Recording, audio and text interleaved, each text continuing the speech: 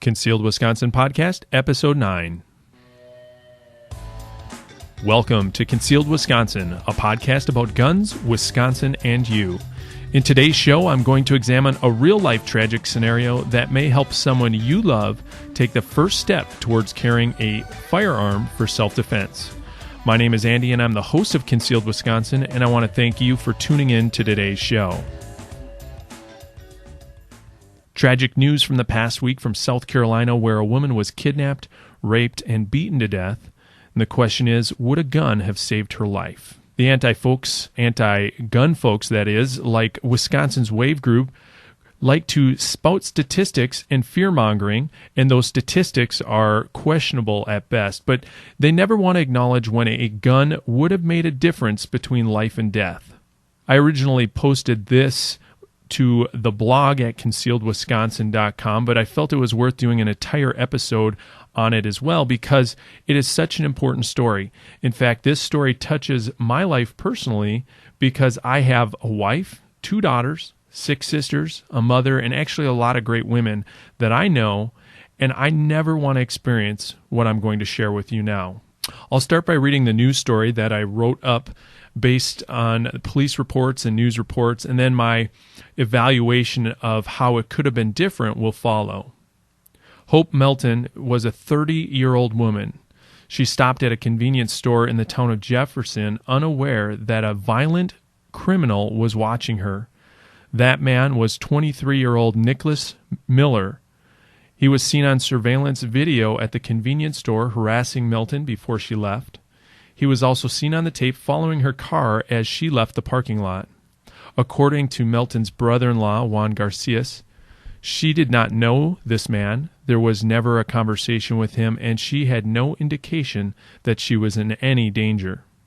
Miller, the man charged with abducting, raping, and killing Melton, was seen on surveillance video opening the store's door for Melton, then purchasing a beer and sitting in his SUV waiting for her to leave.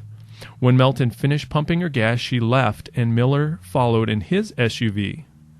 Melton turned onto Angelus Road, heading to her grandmother's house when she likely noticed that she was being followed. She called her grandmother to tell her that she saw a car following her and to let her know that something was wrong, very wrong. But by the time they got to her location, all they found was her car in the ditch, wheels spinning in reverse. Investigators suspect that Miller drove around Melton's car, cutting her off and sending her into the ditch. It is believed that she got out of the vehicle trying to flee from Miller, but he was able to catch her and force her into his SUV. According to investigators, Miller then raped Melton and beat her to death with a baseball bat. Her body was found in a secluded area of Kershaw County, South Carolina, after Miller led the Chesterfield County deputies to the body. Miller is currently in police custody in Kershaw County. According to Kershaw County Sheriff Jim Matthews, Miller has confessed and did lead authorities to Melton's body. His bond has not been set because he could receive the death penalty for the charges he faces, which include kidnapping, criminal sexual conduct, and murder. This is a senseless tragedy, and unfortunately, Hope Melton cannot be brought back to life to do things differently. But I hope that we, as a pro-gun, self-defense community, will evaluate our own vulnerabilities and the vulnerabilities of our wives, girlfriends, daughters, or female friends, and encourage them to learn to protect themselves from violent encounters like Hope Melton's, so no one will ever have to experience what she did again. Now, I hope that no one I know will ever experience that, especially on my watch. This tragedy begs the question, what if she had a gun? What if Hope Melton was a licensed concealed carry gun owner who chose to arm herself that day? Would she still be alive today to tell the story? I say yes, and this should be a wake-up call for women to choose not to be a victim. By evaluating this story, believe me, I mean no disrespect to Hope Melton's family, but I do want to consider this scenario under different conditions. It is safe to say that people who choose to carry a weapon for self-defense tend to be more alert to suspicious people. It's the color code philosophy that we see in the books that we read as we go through classes. And as a concealed carry gun owner that carries, I am generally on yellow alert, meaning that I'm not paranoid, but I'm alert of the things that are around me. And it's safe to say that people who carry weapons tend to be more alert. They also tend to carry themselves differently. They can be less attractive as a target because they are overly alert, and the criminals just figure that there's easier targets out there. So why go after this person? Because they're monitoring things that are going around them. They're aware of their scenarios. They are moving faster than the general public, and they are just different and less attractive as a target. However, being alert does not mean criminals won't target you.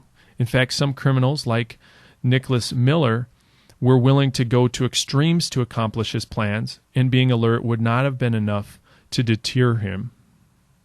So let's reevaluate the scenario, but this time we'll give Hope Melton a gun.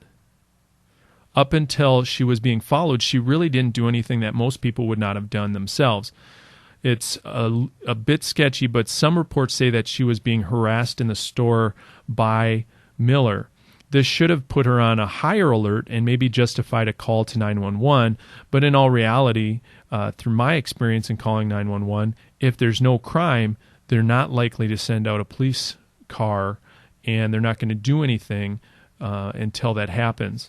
At best, they might come and shoo him away, but if he's very determined, that's not going to stop whatever he's going to do. He'll follow you if he's really after you. Also, his willingness to force her into the ditch in broad daylight is a big indicator to me that he was very, very determined. He was violent and probably experienced, and he was not going to be deterred. Once she felt threatened enough to call her grandmother, she was then aware she was being followed. And as a concealed carry licensee, this should have given her her first opportunity to prepare to defend herself against the potential attack, readying her weapon by making it easily accessible.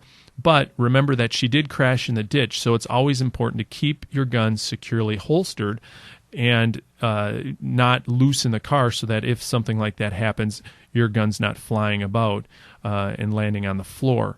You want it accessible and secured. Once she had her weapon accessible for immediate use, she should have called 911 and continued driving to a safe location like a populated area, a police station, a fire station, anywhere that she could have alerted people to help her. Since the perpetrator, Miller, forced her off the road, she had no opportunity to escape. Once in the ditch, she exited her car and tried to flee. This put her in a vulnerable position, but in her mind it may have been reasonable because she was unarmed and wanted to escape. For me, I personally probably would have stayed in the car and tried to buy time by honking the horn, finding a pen or other sharp item to use as a weapon, and using the car as a means of trying to keep him from taking me out of the car. The more noise and time spent getting you out of the car will cause that person to likely flee, but again, there's no guarantees. In our scenario, however, she is armed and ready to defend herself. Let's assume she only has seconds to react, which is probable, but has already prepared herself mentally for the potential encounter. The SUV begins picking up speed as though to pass. She's already readied and secured her weapon. She's called her grandmother and has 911 on the phone to alert them that she's in danger and is attempting to find a populated location to avoid any altercation. As the driver passes, he swerves into her lane, forcing her into the ditch. She is scared but physically okay, and she can see the driver moving towards her car rapidly. Her weapon is secured and holstered, but still accessible, and she immediately unholsters it and draws on the approaching man, giving loud verbal commands that both he and the 911 officer can hear. "Stop!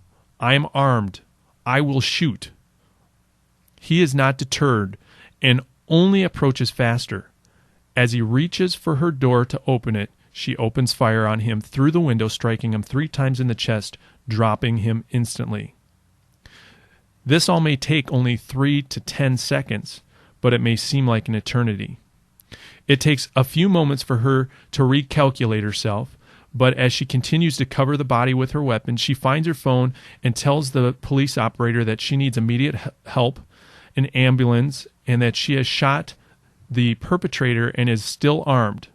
But she will leave the weapon secured in such and such location when the officers arrive.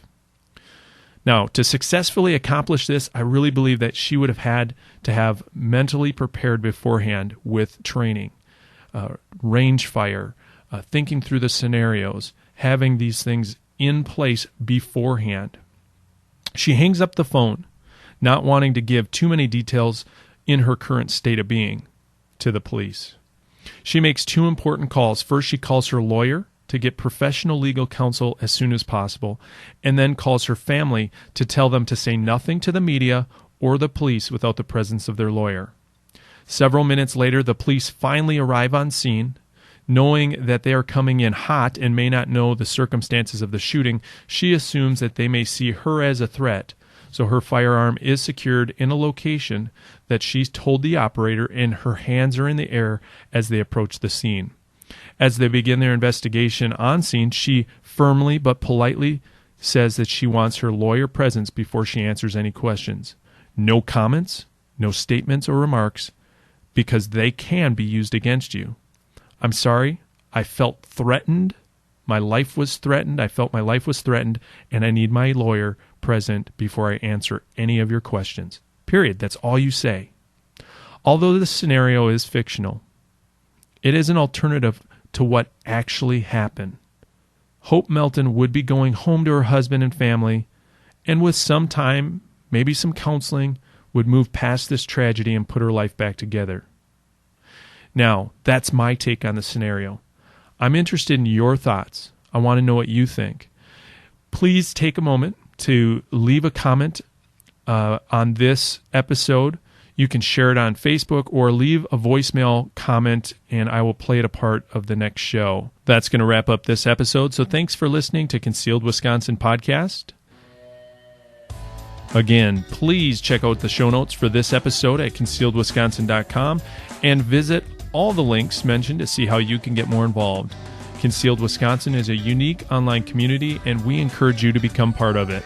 Head on over to concealedwisconsin.com and leave us a comment. Become a fan on Facebook or subscribe to us on YouTube. Remember, you can always listen online, download it on your computer, or take us on the go by subscribing on iTunes.